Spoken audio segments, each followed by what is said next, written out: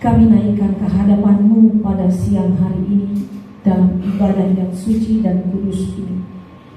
Kami tahu Tuhan bahwa Engkau yang terbaik, sangat baik, sungguh teramat baik bagi kami. Kami sudah menerima berita Injil sampai ke tempat ini, dan hati kami tersentak untuk terus mengumandangkan Injil dari tempat ini sampai ke ujung dunia. Kami bersyukur Tuhan, dari segala kekurangan dan kelemahan kami terpilih untuk mengumandangkan kabar baik di tengah-tengah dunia ini. Bukan karena kami Tuhan baik, saleh dan baik Tuhan, tapi karena kasih anugerah dari Tuhan. Kami terpilih menjadi pelayan-pelayan Tuhan. Terpujilah Engkau Bapa. Saatnya atas sentakan Injil ini Bapa, kami mau tekun, dan hati kami telah kami serahkan kepada Tuhan, supaya Tuhan isi dengan Injil Tuhan. Dan biarlah Engkau yang bertahta dalam hati kami, Engkau mengendalikan kami Tuhan, supaya kehidupan kami menjadi teladan dimanapun kami berada. Dari semuanya Bapa, Engkau pilih hamba-Mu untuk menyampaikan isi hati-Mu bagi kami semuanya. Pakailah dia dengan urapan-Mu, dengan hikmat-Mu, supaya apa yang disampaikannya berasal dari Tuhan sendiri, bukan dari pikiran dan hatinya, melainkan Tuhan yang diberitakannya, Tuhan yang ditinggikannya, Tuhan yang dimuliakan. Oleh sebab itu Bapa, dari kelemahannya Engkau sembunyikannya di balik salib-Mu yang kudus itu, supaya Engkau yang bertambah-tambah besar dalam dirinya, dan dia yang bertambah-tambah kecil di dalam Engkau ya Bapa. Terima kasih Bapa. Dalam pemberitaan ini hanya Engkau yang Roh Kudus yang kami biarkan untuk menguasai kami. Roh yang di luar Roh Kudus, roh kegelapan, roh jahat, roh apapun, roh ngantuk, kami tolak, kami hancurkan di dalam nama Yesus Kristus.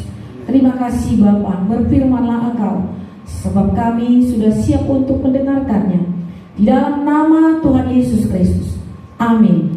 Silakan duduk jemaat yang dikasihi Tuhan. Kita masuk dalam pemberitaan firman Tuhan yang tertulis dalam Mazmur 89. Mari kita buka kitab Mazmur pasal 89. Kita mulai dari ayat 25 sampai ayat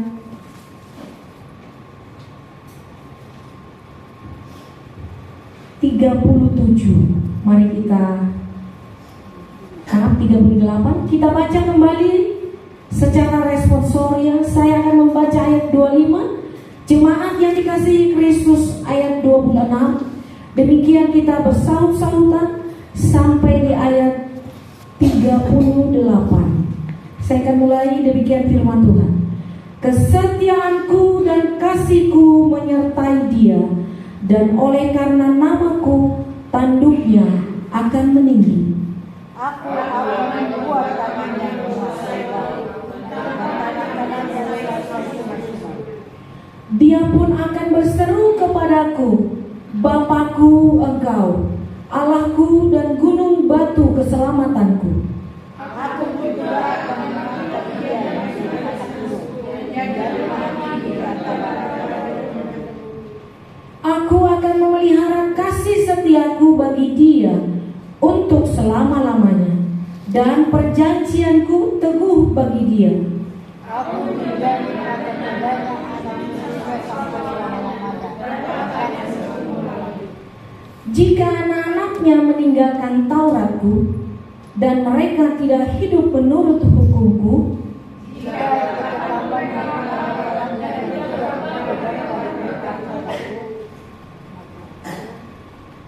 ayat 33, maka aku akan membalas pelanggaran mereka dengan gada, dan kesalahan mereka dengan pukulan-pukulan. Tetapi pada setiap tidak akan menjauh daripadanya, dan tidak akan berlaku. Aku tidak akan melanggar perjanjianku, dan apa yang keluar dari bibirku tidak akan kuubah.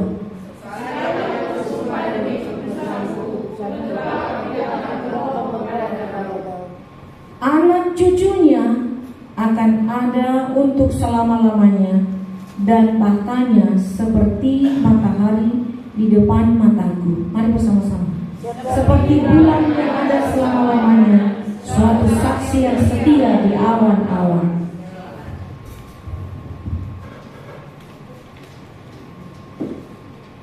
Puji nama Tuhan, kita semua sudah sama-sama membaca firman Tuhan secara bersaut-sautan, dan kita semua diberkati Tuhan. Firman Tuhan yang dituliskan oleh nabi-nabi dan penulisannya berasal dari ilham dari Allah kita. Semua yang tertulis dalam Alkitab berasal dari Tuhan, dan jari-jari nabi-nabi dipakai untuk menyampaikan isi hati Tuhan kepada umat yang dikasihinya di tengah-tengah bumi ini. Saudara dikasihi Tuhan Yesus Kristus, kita ada di tempat ini, tentu saya tetap mengingatkan bahwa kita ada karena Tuhan yang mengundang kita. Kalau bukan Tuhan yang mengundang kita, kita tidak ada di tempat ini. Karena demikian di dalam Tuhan, marilah semua yang letih, lesu, dan berbeban berat, aku akan memberikan kelegaan bagimu. Pikulah kuk yang kupasang, sebab kuk yang kupasang adalah ringan. Undangan ini datang kepada kita semuanya, dan kita masuk ke baitnya yang kudus. Sebagaimana Daud, dia sangat rindu terus kepada baitnya Tuhan dalam Mazmur 82, Mazmur 84, sampai Mazmur 119. Raja Daud mengatakan, mengutarakan isi hatinya, betapa rindunya Raja Daud memasuki bait suci. Karena bait suci adalah tempat yang kudus, tempat berdiamnya Allah. Kenapa saya katakan tempat berdiamnya Allah? Karena di bait sucilah umat Tuhan bernyanyi dengan teratur, dipimpin oleh liturgi yang membawa liturgi atau liturgos atau liturgis, dibawa untuk terhubung kepada Yesus Kristus yang ada di sorga, yang ada di alam transenden, tetapi dia ada bersama dengan umatnya di baitnya yang kudus, yang disambungkan oleh para liturgos atau para liturgis. Di sana dibuat teratur, dan Allah hadir di tengah-tengah mereka. Allah mengatakan, 2-3 orang berkumpul di atas namaku, aku hadir di tengah-tengah mereka. Ketika mereka meminta, dan mereka sudah menerimanya. Itu janji Tuhan bagi umatnya. Sebabnya dia datang mengundang, karena Tuhan tidak mau menahan berkat yang di tangannya itu. Tidak mau menahan-nahan. Dia mau memberikan kepada umat yang dikasihinya. Dan untuk memberikan itu, dia undang melalui panggilan supaya datang memuji dan memuliakan Tuhan. Demikian saudara, kita sudah membaca Mazmur ini, yaitu Mazmur 89, dimulai dari ayat 25 sampai 38. Di sana Allah menunjukkan keadilannya, menunjukkan kasihnya, dan menunjukkan setianya. Ada 3 karakter Allah yang kita lihat dalam pembacaan firman Tuhan tadi. Allah kita adalah Allah Maha Besar, Maha Kasih, Maha Penyayang. Tetapi Dia adalah Allah yang adil. Yang pertama, mari kita lihat keadilan Tuhan. Keadilan Tuhan kita lihat di ayat 28 sampai 31. Dikatakan di situ bahwa Allah itu adalah Allah yang adil. Allah mengatakan, jika engkau mendengarkan aku, jika engkau mendengarkan, melaksanakan hukum-hukumku, maka Tuhan akan memberkati. Banyak berkat yang diberikan Tuhan kepada orang yang taat. Yang pertama, lihat tadi, aku akan menjamin keselamatan anak cucunya sampai selama-lamanya. Di ayat 30. Kemudian di ayat 29 dikatakan, ayat 31 dikatakan, itu adalah konsekuensi. Dan yang jelas kita lihat di situ, Tuhan akan menjadi Bapa kita. Allah akan menjadi Bapa kita. Di ayat 27, Bapakku. Bapa. Kalau dikatakan Bapa, berarti Dia memberikan kenyamanan, perlindungan, kelimpahan, kasih sayang, sudah ada di situ. Kalau kita mengatakan, kalau kita diizinkan oleh Tuhan memanggil Dia sebagai Bapa. Itu sebabnya Yesus mengajar kita, kalau kita berdoa, mulailah dengan sapaan Bapa. Pemazmur sebelum Yesus mengatakan itu dalam perjanjian baru, Mazmur 89 sudah mengatakan itu ribuan puluhan tahun yang lalu di belakangnya, saudara. Jadi firman Tuhan ini dari Kejadian sampai kitab Wahyu saling berkaitan, tidak ada yang terputus. Dia adalah rantai yang berkesinambungan.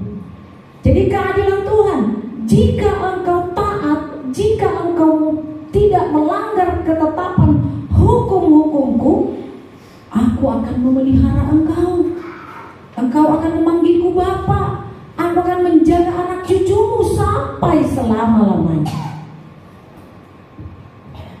Tetapi ada keadilan juga yang diberikan oleh Tuhan kepada kita anak-anaknya. Itu ayat 31.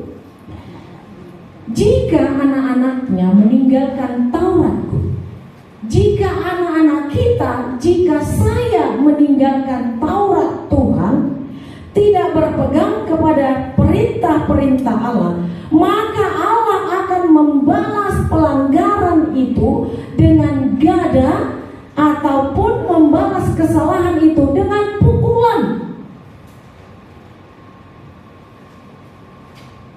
Jadi kalau ada sesuatu yang terjadi dalam hidup kita, kita refleksi dulu. Kenapa ini sulit? Kenapa ini terjadi? Kita refleksi. Kita ingat apa yang kita lakukan kemarin. Karena dalam Pengkhotbah 10 dikatakan Allah memperhatikan masa-masa lalu. Jadi yang diperhatikan Tuhan dari saya dan saudara adalah masa lalu kita, sejarah kita, apa yang kita lakukan pada masa lalu. Kalau itu baik, maka hari ini akan kita terima yang baik. Hari esok akan kita terima dengan perbuatan kita hari ini, dengan pekerjaan kita hari ini, kita terima besok. Yang kita terima hari ini adalah pekerjaan kita kemarin. Kemarin apa yang kita kerjakan, itu yang kita terima hari ini. Besok apa yang kita terima, itu yang kita kerjakan hari ini. Makanya Allah mengatakan dalam kitab Pengkhotbah, semua ada waktunya. Masa lalu, masa kini, dan masa yang akan datang, Allah semua yang punya. Tetapi Allah memperhatikan masa-masa lalu kita. Itu sebabnya di ayat 27 dikatakan, jika engkau melakukan Tauratku dan tidak melanggar ketetapan-ketetapan hukumku, aku akan membalas dengan gadamu dan tongkatmu. Gada itu adalah alat Tuhan untuk membuat orang cerah,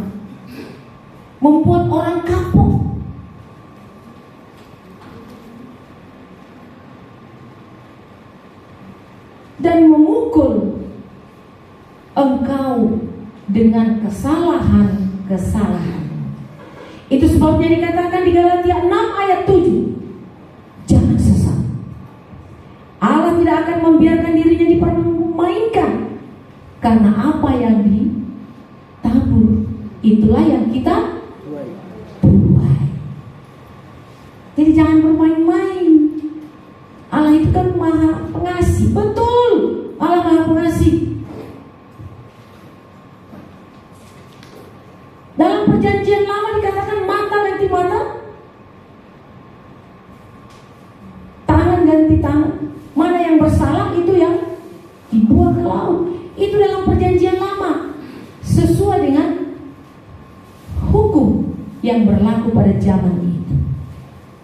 Artinya di situ dalam kisah penulisan Alkitab itu, bahwa yang bersalah tetap diadili. Namun ada sambungannya, namun dia tetap setia sampai selama-lamanya. Jadi ada konsekuensi, saudara.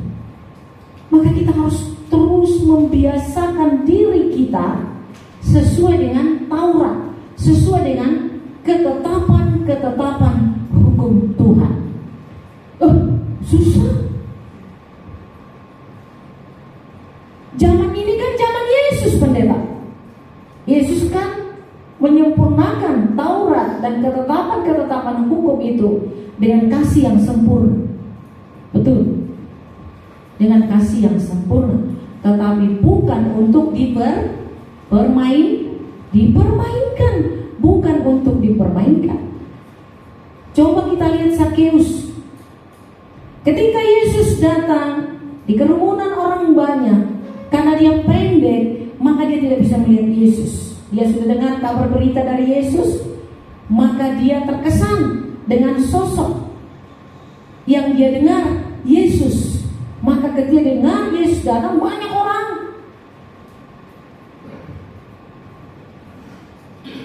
Dalam ketidakmampuannya, dalam usahanya untuk mencari Yesus, bertemu dengan Yesus, sampai dia naik ke atap, Yesus tahu hati Sakeus. Maka Yesus langsung berkata kepada Sakeus, Sakeus, aku akan singgah di rumahmu dan aku akan makan bersama dengan engkau. Itu yang dikatakan Yesus kepada Sakeus, dan kata-kata itu ditepati. Yesus mampir di rumah Sakeus, makan bersama dengan Sakeus. Padahal Sakeus itu adalah orang yang paling jahat, yang tidak punya hati nurani, seorang debt collector yang sangat kejam. Kalau hartanya tidak ada, anaknya diambil. Kalau tidak ada anaknya, ibunya, ayahnya. Efek jerak selalu dilakukan oleh Sakeus yang kejam ini. Oleh sebab itu, ketika Yesus mampir di rumah Sakeus, banyak gosip, banyak guncingan yang menjatuhkan, seperti menjatuhkan wibawa Yesus yang sangat disanjung, yang sangat dimuliakan itu. Tetapi itulah tugas atau karakter Allah kepada manusia seperti saya dan saudara. Allah datang kepada orang yang berdosa. Kalau kita merasa kita berdosa, pasti kita mencari Yesus. Kalau kita merasa tidak mampu, kalau kita merasa sadar diri, kita lemah, kita ini seperti debu, maka kita akan mencari Yesus yang mampu memberikan solusi kepada persoalan, masalah yang kita alami. Sama dengan Sakeus, atau sama dengan Nikodemus. Nikodemus juga seperti itu.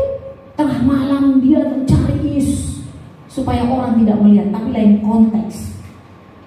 Dalam konteks Sakeus mempunyai problema hidup yang sangat sulit.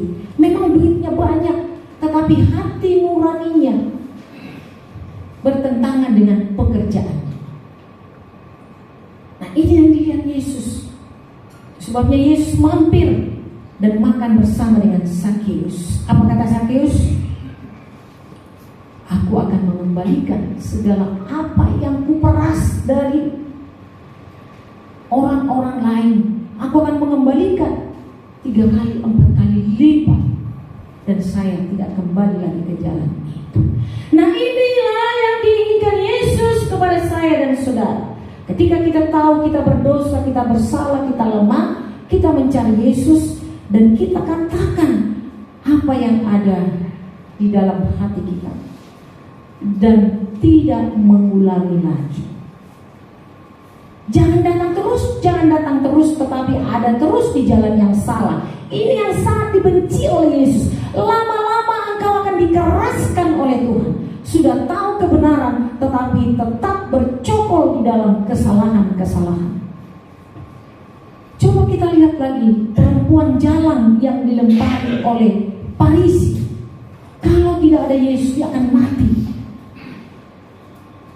Dia akan mati dan dikuburkan hidup-hidup.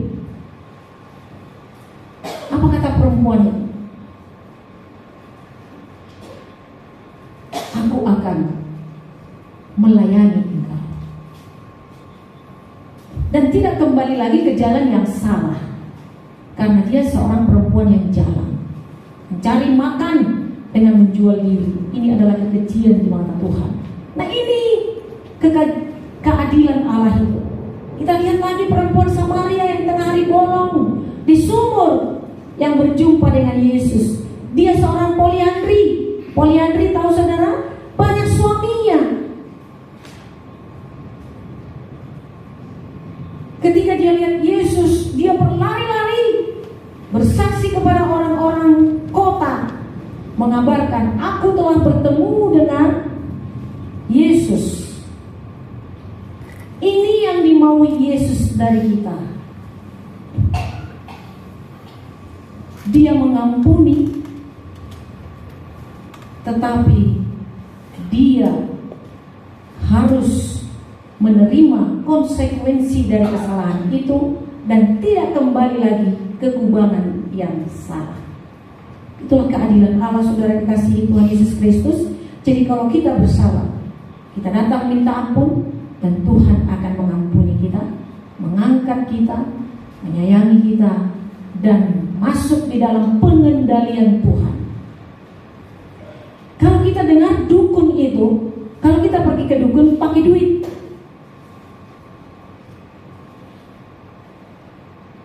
pakai sesembahan, dan sesembahan ini enggak gampang, sulit. Orang pernah disuruh dukun untuk mencari sesembahan itu angsa hitam, dari muncungnya sampai kukunya harus hitam. 3 bulan baru ketemu angsa itu, sulit mencarinya. Dukun mahal maharnya, Yesus lebih mahal, karena kita harus menyerahkan hati kita kepada Dia. Hati kita yang mahal ini harus kita serahkan kepada Tuhan. Barulah Tuhan mau bersama-sama dengan kita, dan berkat Tuhan terus mengalir dalam kehidupan kita di dalam kesetiaannya. Yang kedua, dalam kesetiaan Allah, Allah akan tetap janjinya. Allah itu teguh kepada janjinya. Janji Tuhan kepada saya dan saudara, janji Tuhan kepada kita orang-orang yang percaya, baik hidup maupun mati, kita adalah miliknya. Itu janjinya. Kalau saya miliknya, berarti penjagaan Tuhan full bagi saya. Pemeliharaan Tuhan full bagi saya, karena saya adalah milik Tuhan. Baik hidup ataupun mati, kita milik Tuhan.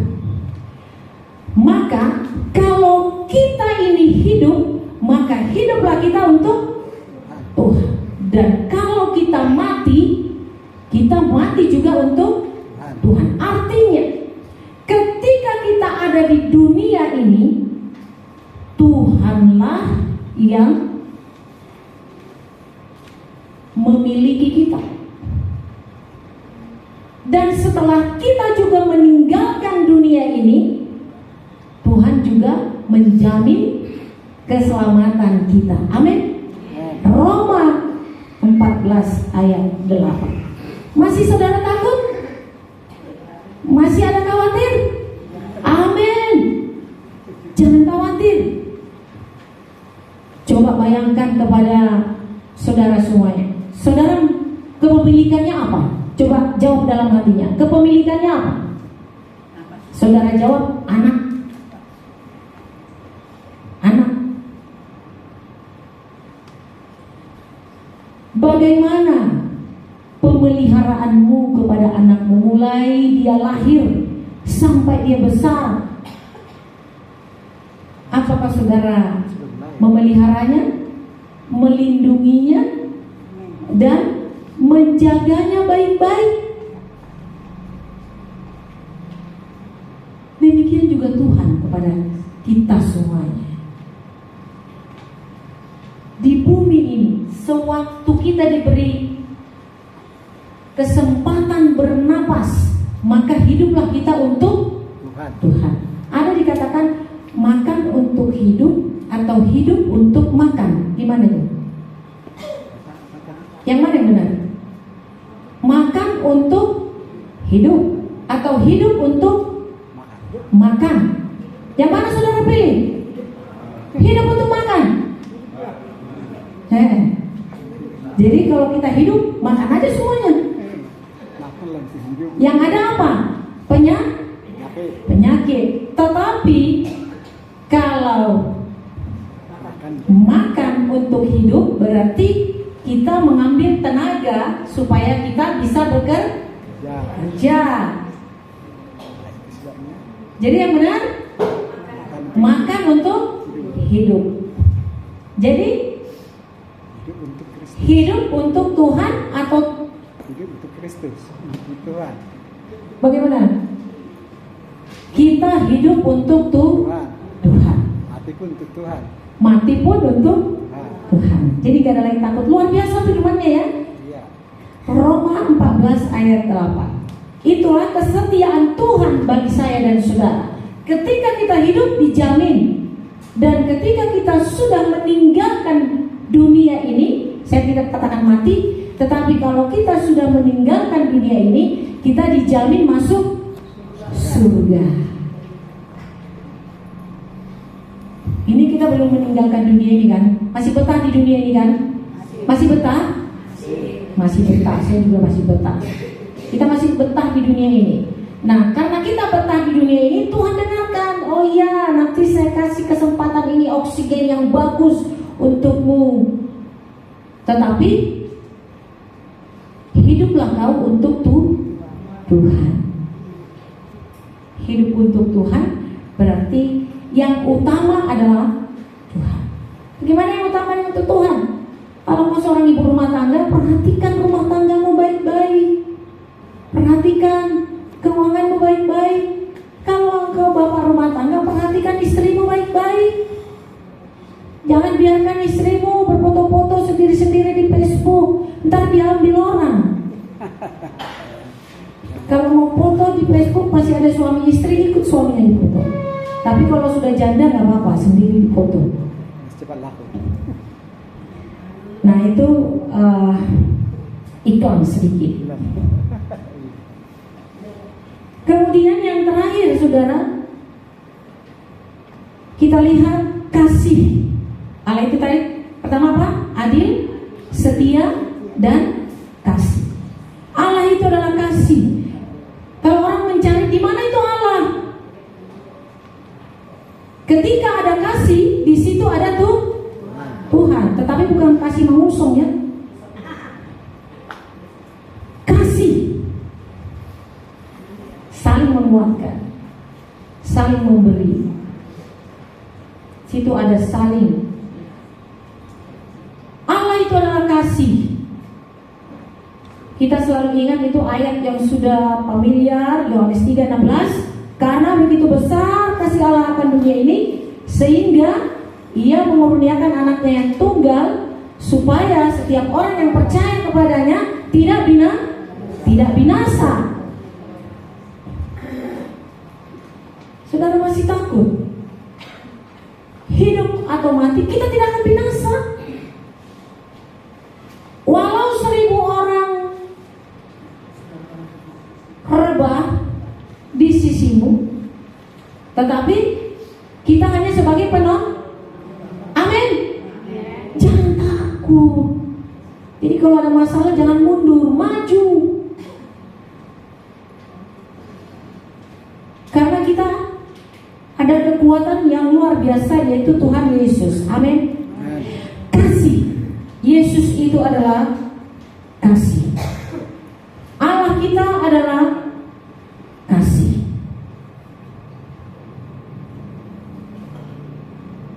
Allah mengasihi saya dan saudara. Karena Allah adalah kasih, maka kita juga harus saling mengasihi. Kasih itu sangat dalam. Kalau kita mengasihi Allah, kata Tuhan, kalau engkau mengasihi aku, maka engkau hidup dalam firman-Ku. Hidup dalam firman. Itu tandanya. Kalau saya mengasihi Tuhan, tandanya jelas. Saya akan hidup di dalam firman-Nya. Ciri-ciri orang yang hidup di dalam firman, dia akan tetap berdoa setiap hari. Setiap hari. Itu ciri-ciri khasnya. Orang yang mengasihi Tuhan, dia adalah seorang pendoa. Ada lagi yang lebih khas. Orang yang mengasihi Tuhan, pasti dia mencari gereja setiap hari Minggu. Itu cirinya itu. Tetapi tidak semua orang yang datang ke gereja orang yang mengasihi Tuhan. Tapi positifnya, orang yang mencari gereja adalah orang yang mengasihi Tuhan. Saya dan saudara semuanya mengasihi Tuhan. Sebagaimanapun waktu yang repot atau yang mungkin ada yang lain di luar ini, tetapi dia mengutamakan datang beribadah, memuji dan memuliakan Tuhan, maka kita akan mencari Tuhan. Sekali lagi, Allah kita itu adalah adil, Allah kita itu adalah kasih, dan Allah kita adalah setia. Karena Dia adil, setia, dan kasih, kita juga harus mewarisi karakternya. Kita sebagai umat Tuhan, kita harus memiliki keadilan. Keadilan dari Allah. Keadilan dari Allah, yaitu keadilan yang tidak memandang individu-individu. Tidak memandang itu. Sama semua di hadapan Tuhan. Kalau di dunia, keadilan ditetapkan oleh hakim di dunia.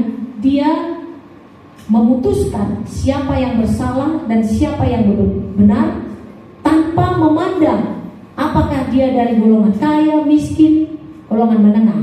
Yang benar tetap benar, yang salah tetap disalahkan. Saudara nonton itu Nikita Mirzani dengan dokter itu, seru kan?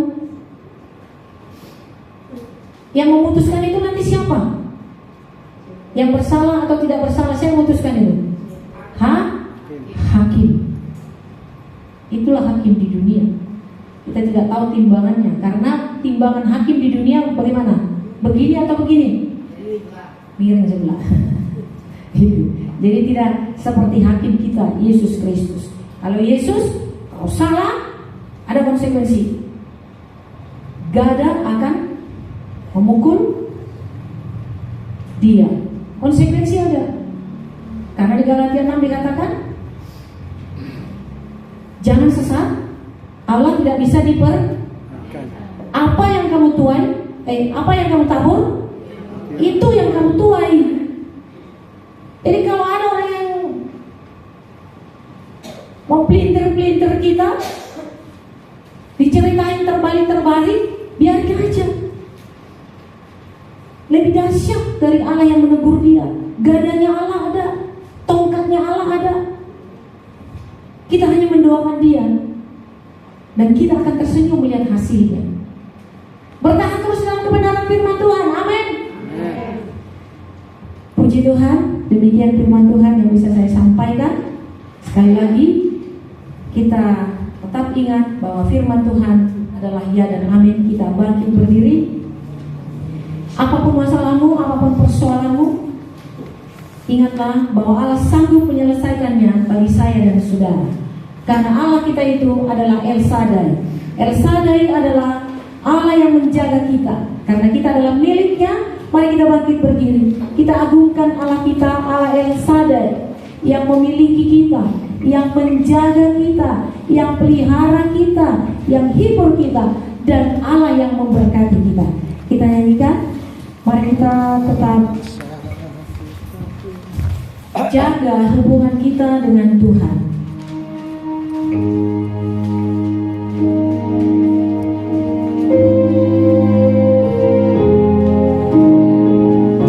Puji Tuhan, kita tidak perlu takut, karena pemilik kita adalah Allah sendiri, pencipta langit dan bumi, yang berkuasa di atas segalanya.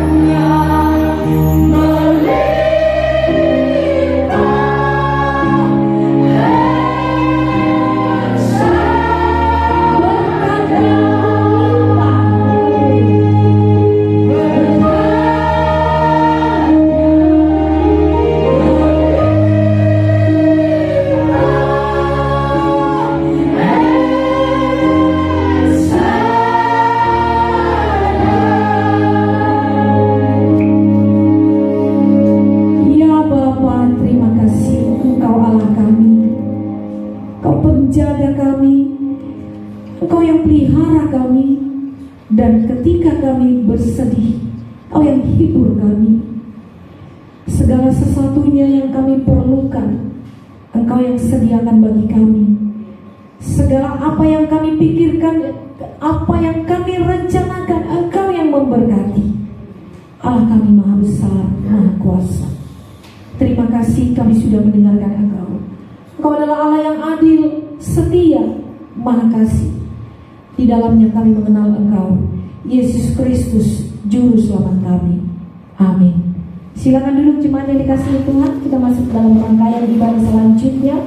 Kita berikan persembahan kudus untuk pelayanan pekerjaan Tuhan dari tempat ini sampai ke ujung dunia.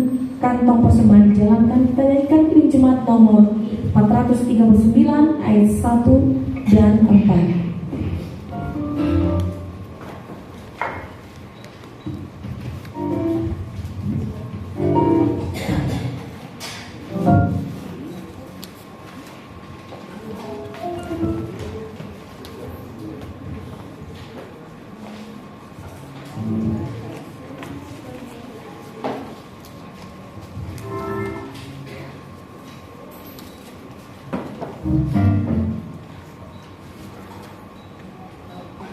Kita menjalankan persembahan.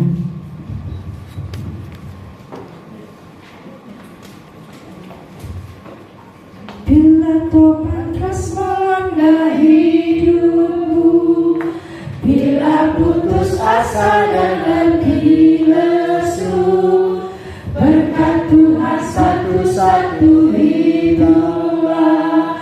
Kami saya kagum oleh kasih-Nya. Berkat Tuhan mari hiduplah. Kau kan kagum oleh kasih-Nya. Berkat Tuhan mari hiduplah. Kami saya kagum oleh kasih-Nya. Dalam pergumulanmu di dunia, janganlah khawatir, Tuhan adalah. Hiduplah dengan sepanjang hidupmu.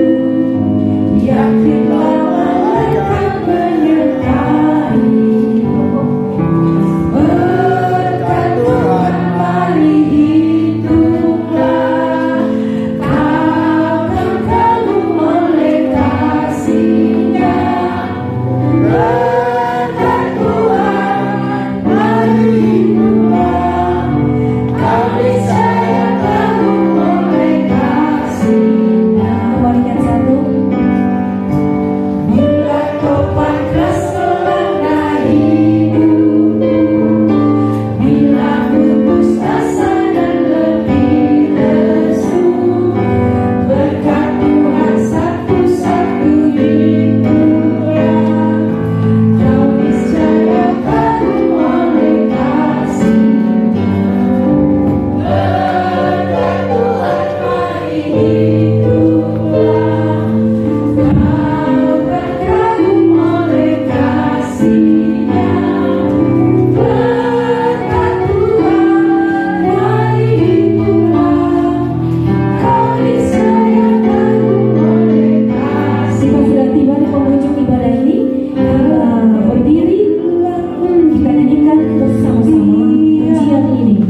Janganlah khawatir, Tuhan adalah. Hiduplah dengan sepanjang hidupmu. Yakinlah malaikat menyertai-Mu. Berkat Tuhan mari hiduplah. Kau kan kagum oleh kasih-Nya. Berkat Tuhan mari hiduplah. Kami saya kagum oleh kasih-Nya. Mari kita bersyafaat kepada orang lain.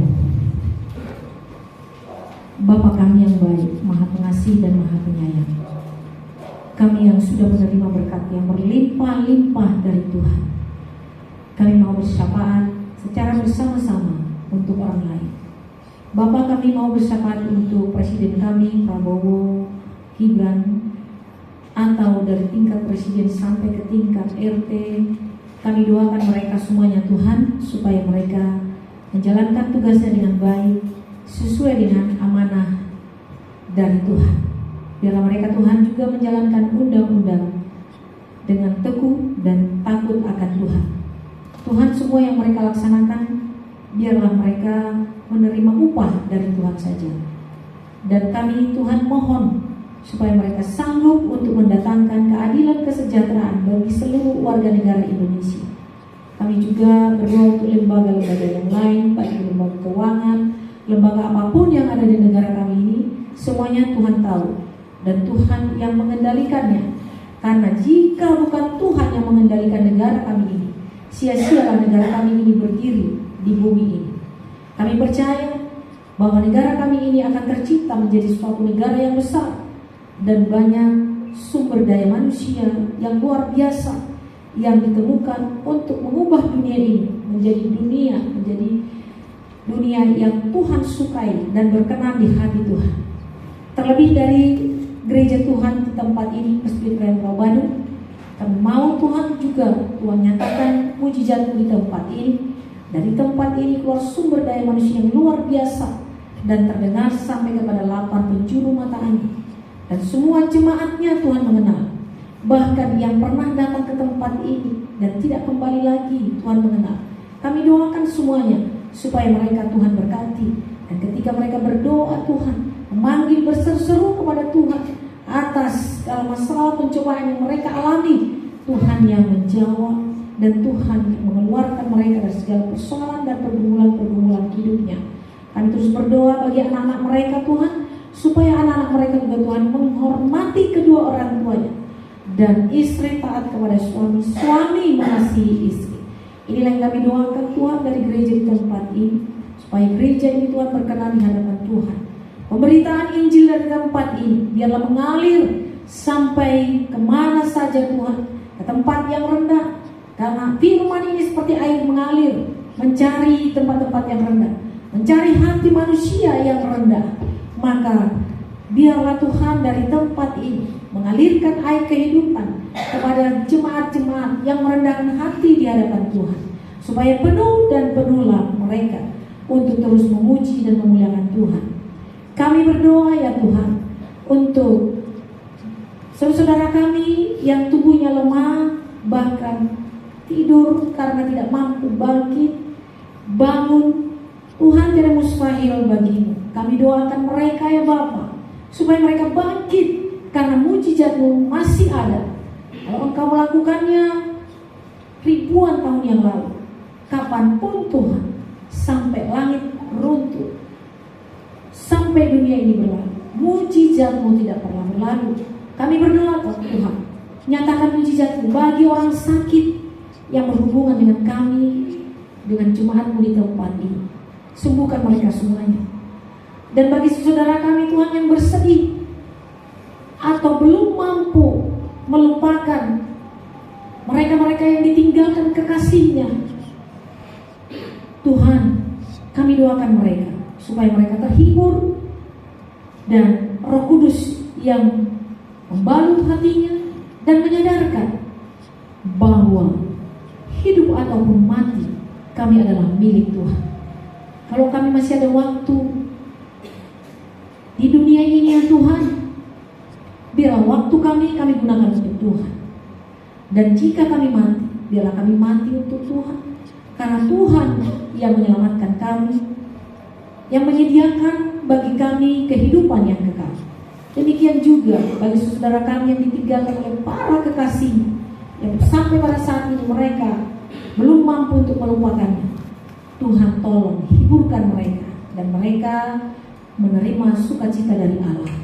Tuhan, kami berdoa untuk saudara kami yang punya program atau rencana atau apapun itu Bapak, atau mereka yang hendak mau menikah, mau memuliakan Tuhan. Karena pernikahan itu adalah firman Tuhan, dan siapa yang menikah oleh karena tentuan Allah, maka mereka diberkati oleh Tuhan. Biarlah firman ini tetap menjadi milik kami, dan kami lakukan guna hormat kemuliaan nama Tuhan. Kami berdoa Tuhan buat para pelayan gereja ini dimanapun mereka ya Bapak. Mereka ini semua milik-Mu yang beruntung terpilih menjadi pelayan Tuhan. Tuhan, keberuntungan mereka kiranya mereka tidak menyia-nyiakannya. Mereka pelihara, mereka jaga dengan baik supaya Tuhan tidak kecewa atas kelakuan mereka yang menerima keuntungan, menerima jabatan dari Tuhan untuk melayani Engkau di dunia yang masih ada kesempatan untuk melayani Tuhan. Kami berdoa ya Tuhan, bagi anak-anak kami yang sedang dalam studi SD, SMP, SMA, baik itu kuliah, baik yang sudah bekerja, baik mereka sudah selesai kuliah tapi belum bekerja, kami mohon ya Tuhan, Kau campur tangan semuanya di dalamnya. Mereka yang punya anak, supaya jangan ada menjadi anak yang pemberontak, tetapi mereka menjadi anak yang penurut, menghormati orang tua. Jauhkan anak-anak seperti Absalom dari jemaat di tempat ini, tetapi mereka seperti Salomo yang diberkati oleh Tuhan karena taat dan syukur kepada Daud. Inilah yang kami doakan di tempat ini. Tuhan yang berkumandang dan Tuhan yang memberkati kami. Kami telah bersahabat kepada-Mu ya Tuhan, Tuhan yang mendengarkan dan Tuhan yang mengabulkan. Terpujilah Engkau kekal sampai selama-lamanya. Amin. Mari kita nyanyikan pujian penutup dari ibadah minggu ini, yaitu dari nyanyian Kidung Baru nomor 188 ayat 1 dan 2. Kita nyanyikan bersama-sama.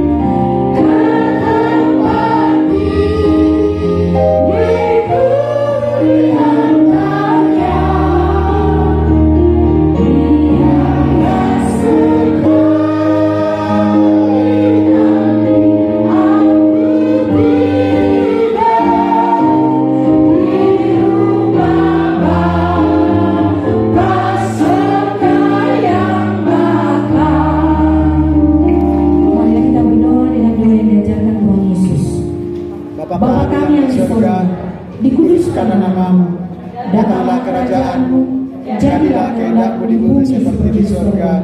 Berikanlah kami pada hari ini makanan kami yang secukupnya, dan ampunilah kami kesalahan kami, seperti kami juga mengampuni orang yang bersalah kepada kami.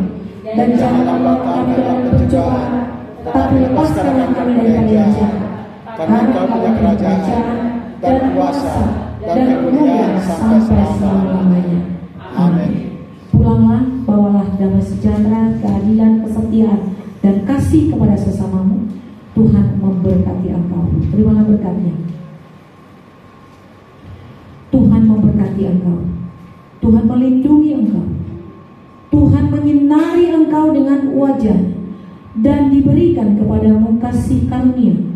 Tuhan menghadapkan wajahnya kepadamu dan diberikan kepadamu damai sejahtera, sekarang, kekal, sampai selama-lamanya, sampai Tuhan Yesus datang kali yang kedua.